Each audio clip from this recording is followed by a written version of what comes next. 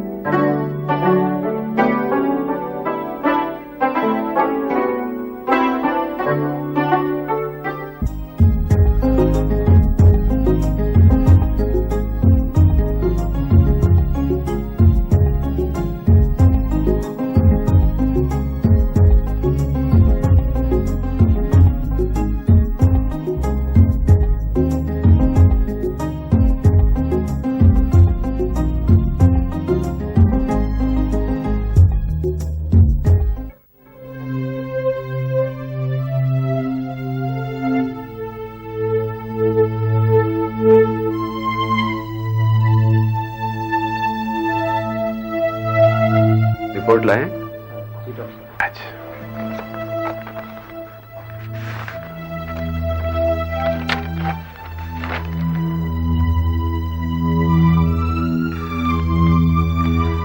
देखिए, आपका बच्चा थैलीसीमिया कैरियर है। क्या? थैलीसीमिया? घबराने की कोई बात नहीं, आप बहुत भाग्यशाली हैं। आपके बच्चे में थैलीसीमिया जीन तो है, लेकिन इसका उस पर कोई प्रभाव नहीं पड़ेगा। Can live a normal life. तो अब हमें क्या करना चाहिए डॉक्टर साहब? देखिए, मेरी राय तो ये है कि आप दोनों को भी थैलीसीमिया चेकअप करा लेना चाहिए। और हाँ, दूसरा बच्चा होने से पहले आप डॉक्टर की सलाह अवश्य लें। हाँ? जी।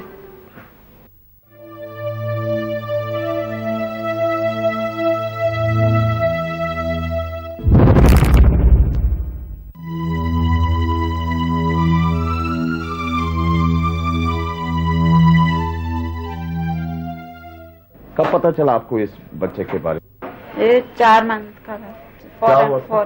क्या हुआ? Loose motion. लूज मोशंस हो गए, फिर डॉक्टर के पास ले गए? हाँ जी। उन्होंने क्या बताया?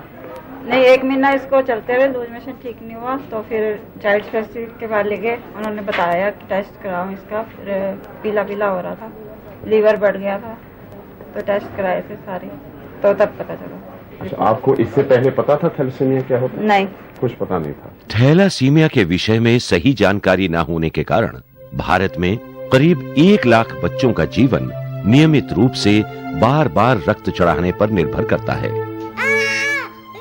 थैलासीमिया के विषय में पूरी जानकारी प्राप्त करके मासूम बच्चों को इस कष्टपूर्ण प्रक्रिया से बचाया जा सकता है। इसलिए हर व्यक्ति के लिए ये जानना जरूरी है कि थैलासीमिया क्या है, इसका क्या इलाज है और इसे कैसे रोका जा सकता है।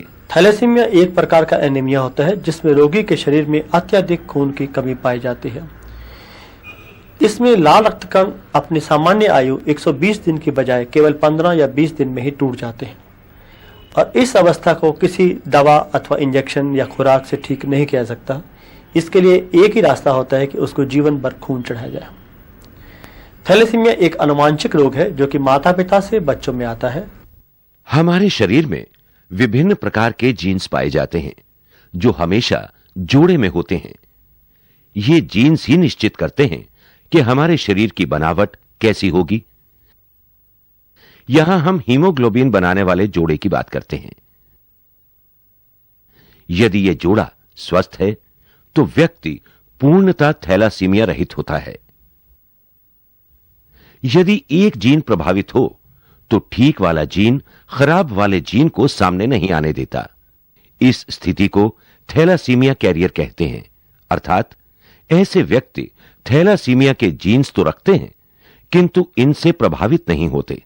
यदि दोनों जीन्स खराब हैं तो उसे हम थैलासीमिया मेजर कहते हैं और ऐसा व्यक्ति रोगी होता है। उदाहरण के रूप में हमारे अंदर 2 गुर्दे होते हैं। अगर दोनों गुर्दे ठीक काम करते हैं तो व्यक्ति पूर्णतः स्वस्थ होता है। उसमें एक गुर्दा ठीक नहीं करता, एक गुर्दा ठीक है, तो भी कोई समस्या नहीं आती। कुछ लोग ऐसे भी होते हैं जिनकी बचपन से ही गुर्दा होता है, लेकिन वो भी अपना सामान्य जीवन जी सकते हैं, या कुछ अपना गुर्दा डोनेट करते हैं। इस तरह से एक जीन खराब होने से कोई प्रॉब्लम नहीं आती, उसको हम थैलेसीमिया कैरियर कहते हैं। जब कोई भी बच्चा पैदा होता है तो वो हर प्रकार के जीन का एक हिस्सा माता से लेता है और एक हिस्सा पिता से। यदि बच्चे को दोनों ठीक जीन्स मिलते हैं तो वो पूर्णतः थैलासीमिया रहित होता है, और यदि उसको जीन्स के जोड़े का एक हिस्सा ठीक और एक हिस्सा खराब मिलता है तो वो माता पिता की तरह थैलासीमिया कैरियर या स्वस्थ होता है। और यदि दुर्भाग्यवश उसको दोनों खराब जीन्स मिल जाएं तो वो थैलासीमिया मेजर अर्थात रोग से प्रभावित होता है। और अगर हम थैलेसीमिया मेजर का इलाज नहीं करें, यानी कि उसको खून नहीं चढ़ाएं, तो उसकी आयु केवल 1 से 5 वर्ष तक ही होती है। और यदि हम उसका आधे मन से अधूरा इलाज करें, यानी कि समय पर खून नहीं चढ़ाएं या कम खून चढ़ाएं अथवा दवाइयां पूरी नहीं दें, तो उसकी आयु केवल 8 से 18 वर्ष तक ही होती है। लेकिन अगर हम पूरे मन से पूरा इलाज करें, समय समय पर रोग रहित खून चढ़ाएं और पूरी दवाई दें चिकित्सक की देखरेख में, तो वो अपनी पूरी सामान्य आयु जी सकता है। वो अब किसी भी रोजगार अथवा व्यवसाय को अपना सकता है, यहाँ तक कि वो विवाह भी कर सकता है और उसके रोग रहित बच्चे भी हो सकते हैं। My future ambition is to become a lawyer. क्यों भाई? I have a talent to become a lawyer. How do you know about that? I talk a lot. People say that I talk a lot. थोड़ा और नजदीक से और बारीकी से इस समस्या को समझने के लिए यह जानना जरूरी है कि हमारे रक्त में कौन कौन से तत्व हैं और इनका क्या कार्य है। हमारा रक्त मुख्य रूप से लाल रक्त कण, श्वेत रक्त कण, प्लेटलेट्स तथा प्लाज्मा आदि का बना हुआ है। खून में श्वेत रक्त कण शरीर को कई प्रकार की घातक बीमारियां फैलाने वाले जीवाणुओं अथवा वायरस का प्रतिरोध कर व्यक्ति को इनसे सुरक्षा प्रदान करते हैं।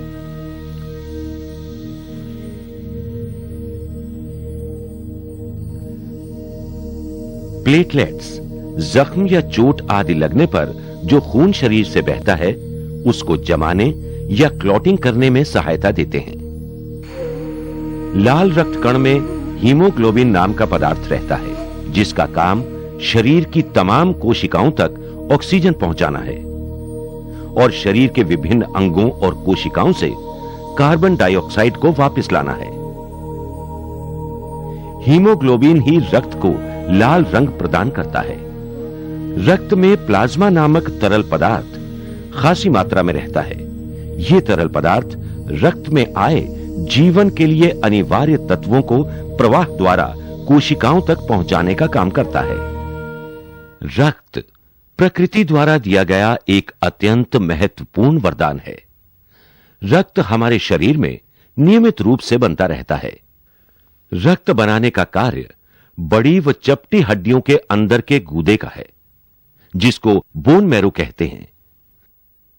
रक्त तथा उसमें समाये जीवनदायक तत्वों का उत्पादन हमारे शरीर में सोते जागते होता रहता है।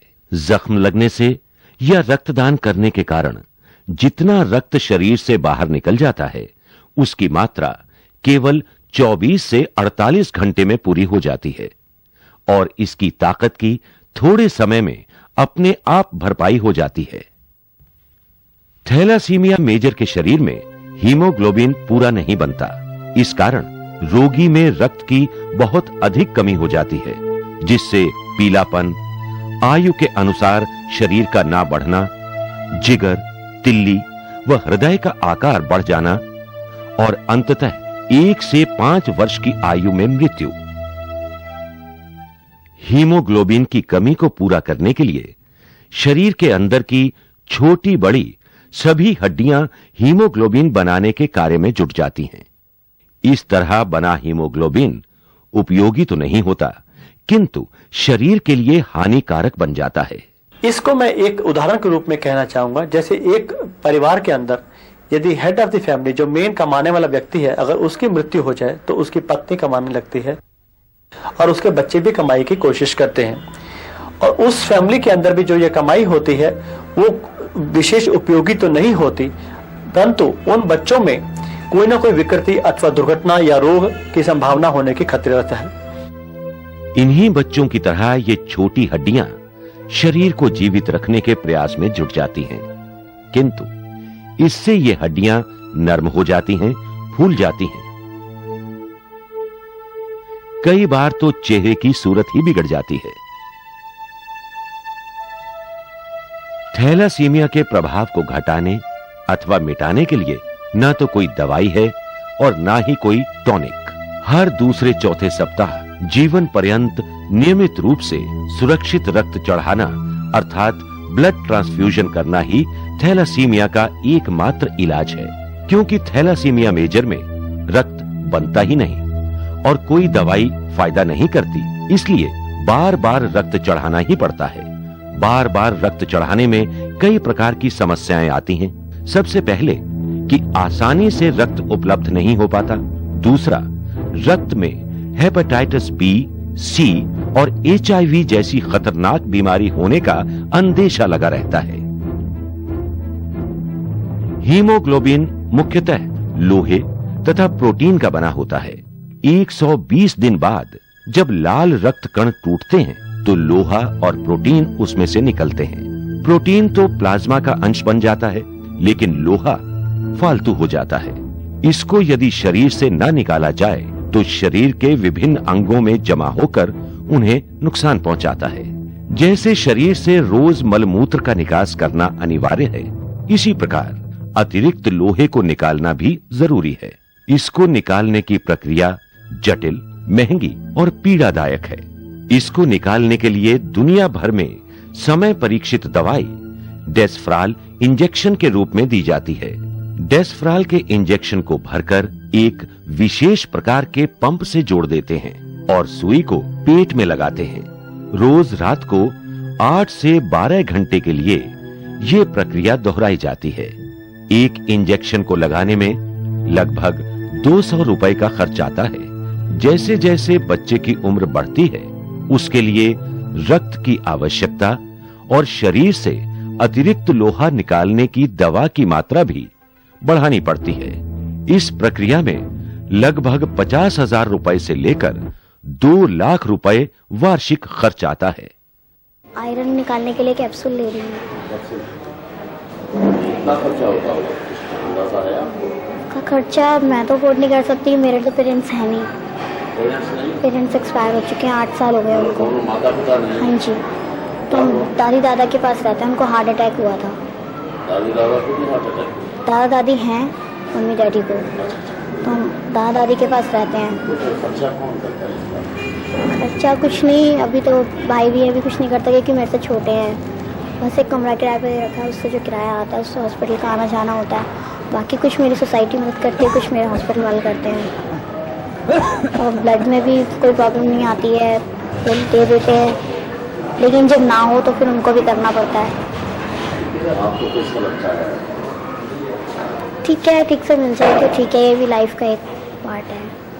हमें इस देश में रक्त की काफ़ी कमी रहती है। इस देश में अनुमान ये किया गया है कि 90 लाख यूनिट जो है रक्त की ज़रूरत है, और जबकि हमारे देश में तकरीबन 40 से 50 लाख ही यूनिट मिलता है। और ये मुमकिन तभी हो सकता है कि अगर हर व्यक्ति जो सही है 18 साल से लेकर 60 साल के बीच में अगर 1% आदमी भी रक्त दान देते हैं तो हमारे देश में रक्त की कमी नहीं होगी। तो हम सबसे ये प्रार्थना करते हैं कि जो आदमी सही हैं वो रक्त दें ताकि लोगों की जान बचाई जा सके और इन थैलेसीमिक्स बच्चों को भी रक्त की कमी ना पड़े।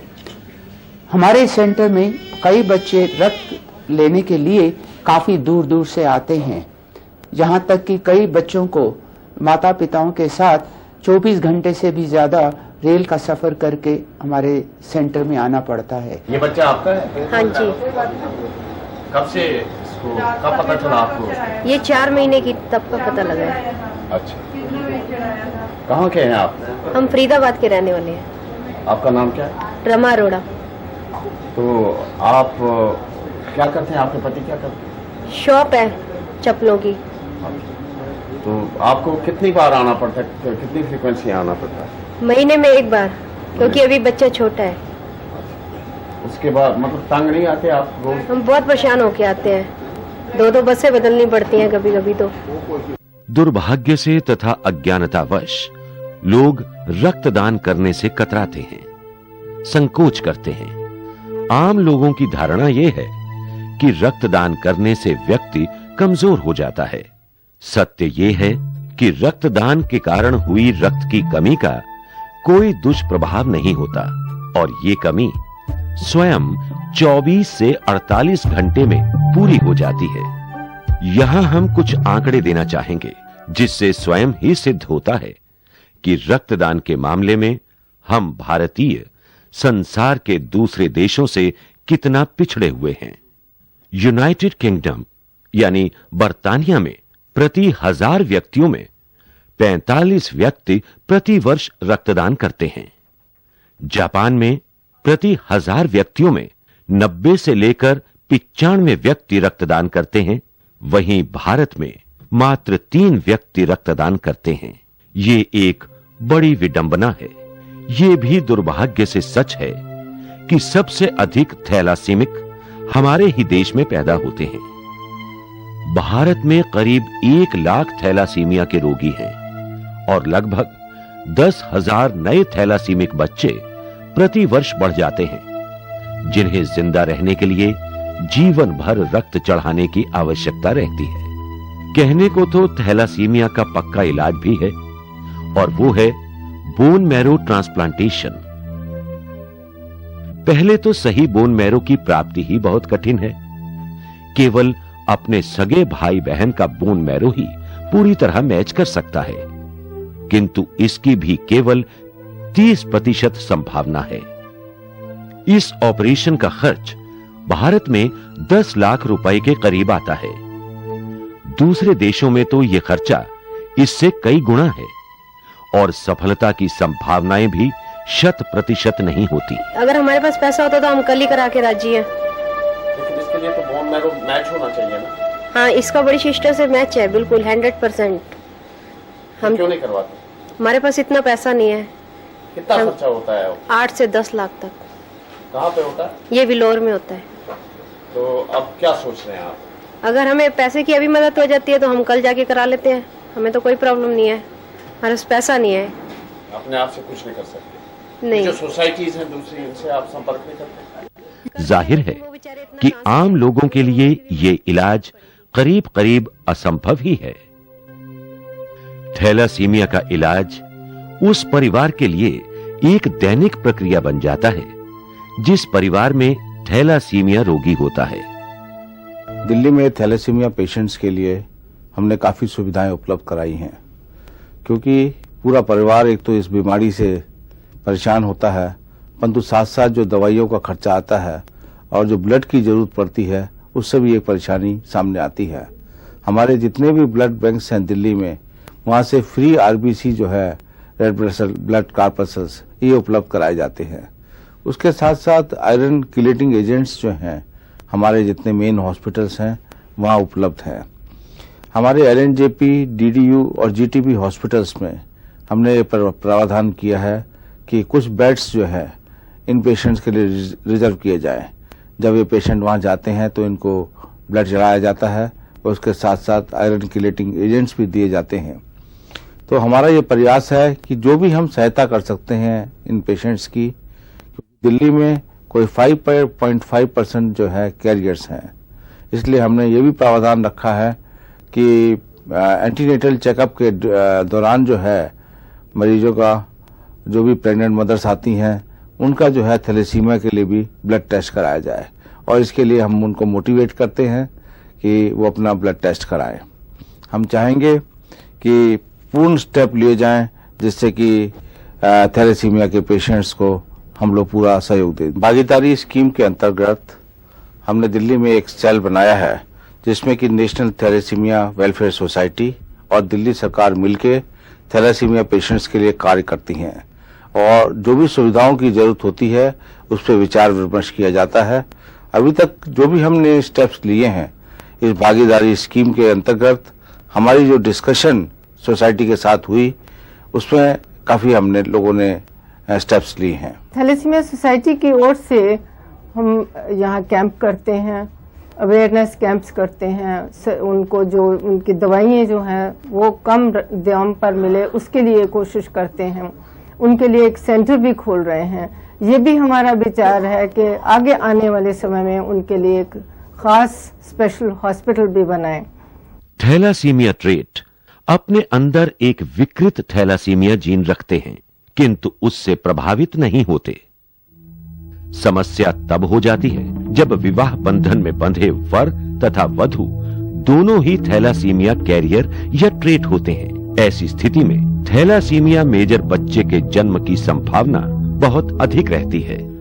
हम थैलासीमिया ट्रेट हैं या नहीं, ये रक्त की एक विशेष जांच HbA2 द्वारा करने से पता लग सकता है।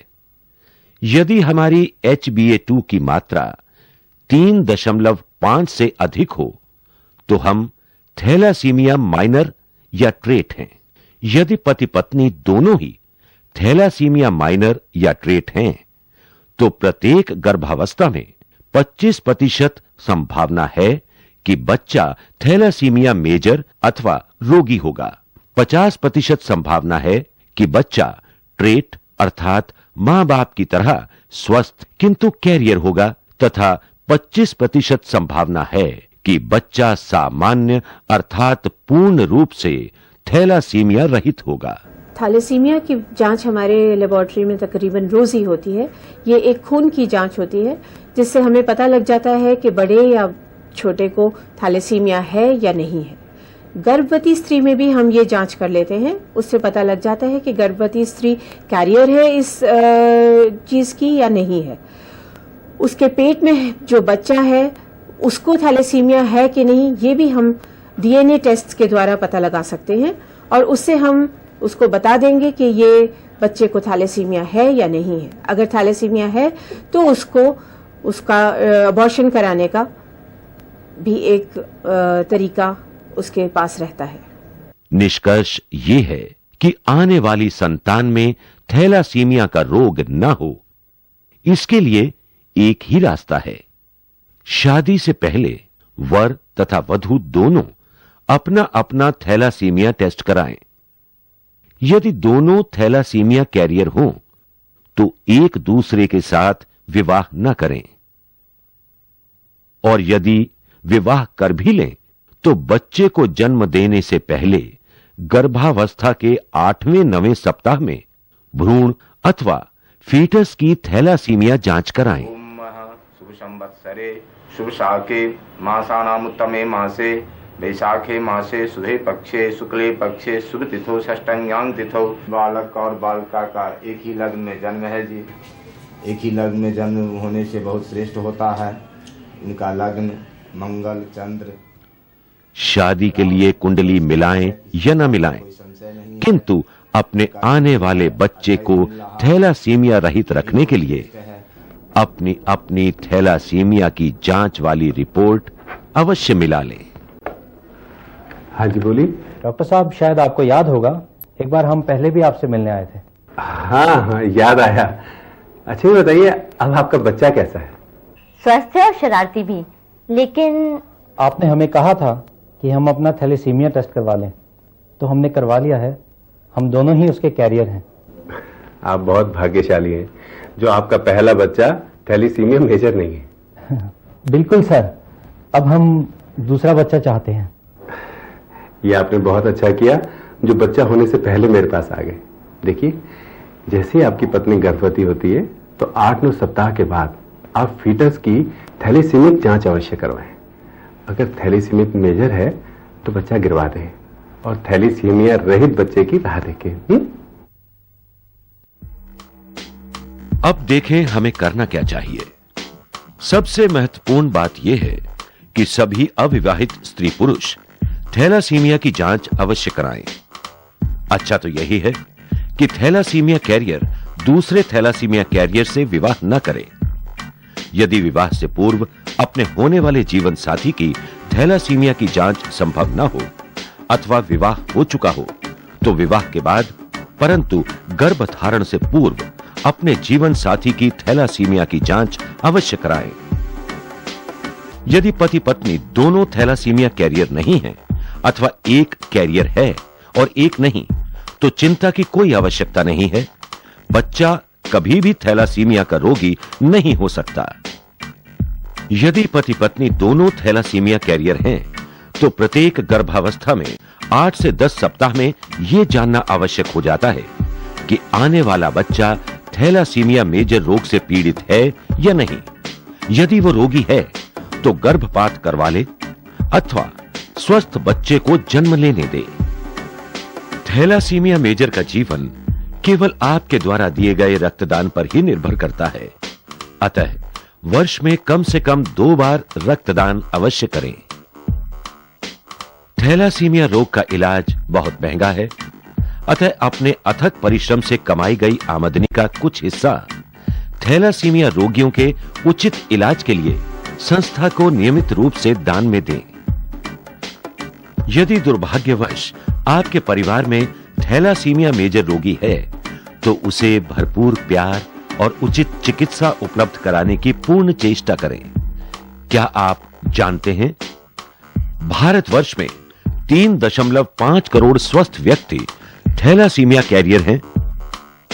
हमारे देश में हर वर्ष 10,000 नए थैलासीमिया मेजर रोगी बढ़ जाते हैं।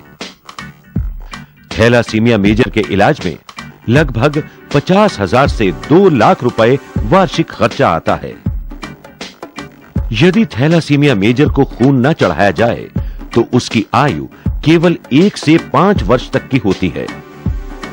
गर्भवती महिलाओं की थैलासीमिया की जांच दिल्ली के बड़े अस्पतालों जैसे गुरु तेग बहादुर अस्पताल, लोकनायक जयप्रकाश नारायण अस्पताल और दीनदयाल उपाध्याय अस्पताल में मुफ्त उपलब्ध है। गर्भावस्था में भ्रूण की थैलासीमिया की जांच अखिल भारतीय आयुर्विज्ञान संस्थान के जेनेटिक विभाग में उपलब्ध है।